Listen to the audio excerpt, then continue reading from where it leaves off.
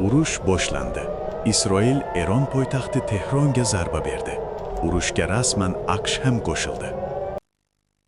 Bugun 28-fevral kuni Tehron shahrida kuchli portlash ovozlari eshitildi.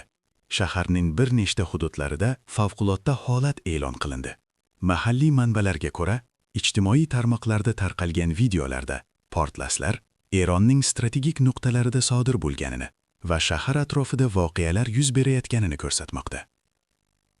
Bir necha soat ichida Isroil harbiylari Eron hududidagi qariyb 30 ta nishonga, jumladan prezident qarorgohi va razvedka bosh qarorgohiga zarba berdi. Isroil harbiylarining bayonotiga ko'ra, sirenalar hudud aholisini raketa hujumi ehtimoli haqida ogohlantirish maqsadida yoqilgan.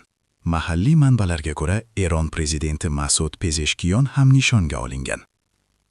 Hozirga qadar uning ahvoli haqida rasmiy ma'lumot yo'q, ammo Eron tomoni yuqori xavfsizlik choralarini ko'rgan. Ta'lim va yirik ishlar to'xtatilgan. Strategik infratuzilmalar faqat zarur xizmatlar bilan ishlamoqda. Oyatulloh Ali Xomanayning Tehrondan xavfsiz hududga ko'chirilgani haqidagi xabarlar ham tarqaldi. Isroil va AQShning havo hujumlari davomida Eron armiyasi bosh qo'mondoni Amir Xotimiy o'ldirilgani haqida Isroil ommaviy axborot vositalari xabar berdi.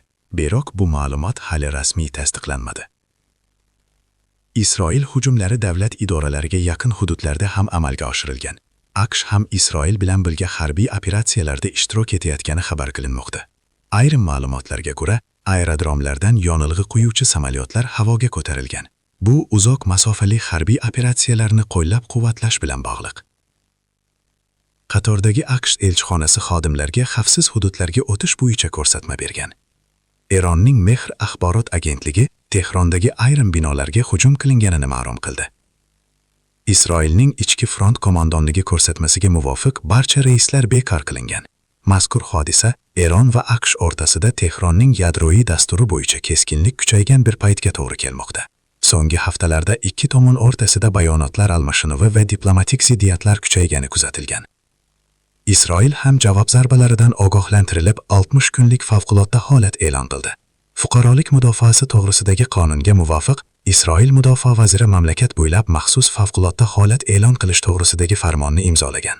Farmonda ichki front qo'mondonligi va barcha rasmiylarning ko'rsatmalariga qat'iy rioya qilish muhimligi ta'kidlangan. AQSh prezidenti Donald Trump bayonot berib, harbiy kuch ishlatilishini istamasligini, biroq zarurat tug'ilsa bunday choraga murojaat qilinishini aytdi. Unga ko'ra, AQSh armiyasi dunyodagi eng kuchli armiyalardan biri hisoblanadi. Isroilning 12 kanali xabarga ko'ra, mamlakatning shimoliy qismida ham kuchli portlashlar sodir bo'lgan. Fuqarolik mudofaasi aholidan rasmiy xabar berilmaguncha boshpanalarda qolishni so'radi. Mudofaa kuchlari zarba berilgan joylarning foto va videolarini ijtimoiy tarmoqlarda tarqatmaslikni qat'iy ogohlantirdi. Shuningdek, Eron AQShga javob sifatida Bahrayndagi AQSh harbiy logistika bazasiga zarba berishi mumkinligi haqida xabarlar paydo bo'ldi. Qatar va Birlashgan Arab Amirliklari havo hududini yopdi.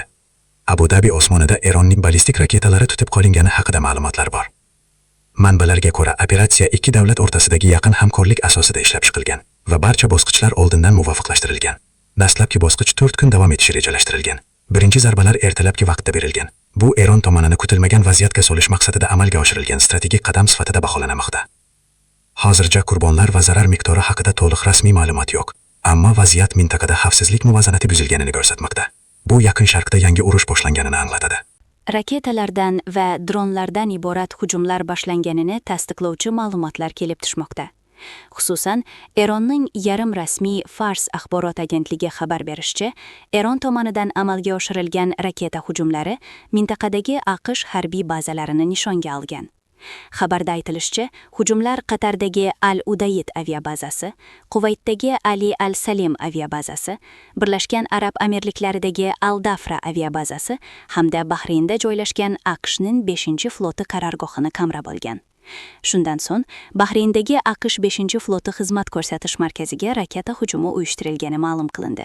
Bahrayndan olingan videolarda kichik Orol davlati sohiliga yaqin hududdan qora tutun ko'tarilayotgani va sirenalar yangrayotgani ko'rinadi. Guvohlarning aytishicha, Birlashgan Arab Amirliklari poytaxti Abu Dabining turli hududlarida ham kuchli portlashlar ovozi eshitilgan. Al-Dafra va boshqa hududlardagi guvohlar ham portlashlarni tasdiqlagan. Birlashgan Arab Amirliklari Mudofaa vazirligi bayonotida Eron tomonidan uchirilgan bir nechta ballistik raketalar tutib qolingani, shuningdek Abu Dabiga tushgan parchalarning oqibatida bir necha kishi jarohat olgani ma'lum qilindi. Amirliklar bu holatga javoban o'z hududini himoya qilish uchun barcha zarur choralarni ko'rish huquqidan foydalanishini bildirdi. Qo'shni arab davlati Qatar ham o'z hududiga yo'naltirilgan barcha raketalar tutib qolinganini e'lon qildi.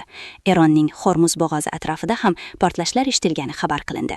Mutaxassislarning ta'kidlashicha, Eron neftining qariyb 90% aynan shu hudud orqali eksport qilinadi.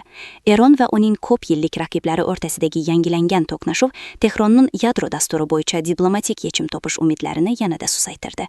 Ushbu hafta AQSh va Eron o'rtasida o'tkazilgan 3-bosqich bilvosita muzokaralar yangi urushning oldini olishga yetarli bo'lmadi. Jahon aviakompaniyalari Yaqin Sharq yo'nalishlaridagi parvozlarini bekor qildi. Fors ko'rfazi bo'ylab deyarli barcha davlatlar o'z havo hududlarini yopdi. Xabar qilinishicha, Eronda aholi banklardan naqd pul olishga shoshilmoqda. Shaharlarda banklar oldida uzun navbatlar paydo bo'lgan. Shuningdek, internet aloqasi uzilishi ehtimoli ham aholini xavotirga solmoqda. Isroil Mudofaa vazirligi rasmiysi operatsiya Washington bilan oldindan muvofiqlashtirilganini va hujum sanalari bir necha hafta avval belgilab qo'yilganini ma'lum qildi. Isroil hukumati maktablar va ish joylarini yopdi. Jamoat joylarida harakatlanishga cheklovlar joriy etdi. Isroil fuqarolik aviatsiyasi parvozlar uchun havo hududini yopganini e'lon qildi. Eslatib o'tamiz, AQSh va Eron fevral oyida yadro masalasini hal qilish maqsadida muzokaralarni qayta boshlagan edi. Eron atom quvori yaratish niyatini rad etib, sanksiyalar bekor qilinishi evaziga yadro dasturini cheklashga tayyorligini bildirgan. Biroq raketa dasturini muzokaralarga qo'shishni qat'iyan rad etgan edi.